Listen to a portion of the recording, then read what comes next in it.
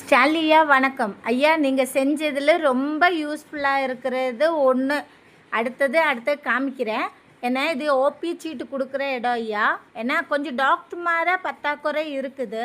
இங்கே ரொம்ப பேர் பேஷண்ட்டுகளை வெயிட் பண்ணிகிட்டு இருக்கிற ஓபி சீட்டுக்கா. இங்கே பாருங்கள், ஏன்னா நிறைய பேர் குழந்தை குஞ்சுகளை வச்சுட்டு நிற்கிற வயசானவர் இருக்குது ஐயா.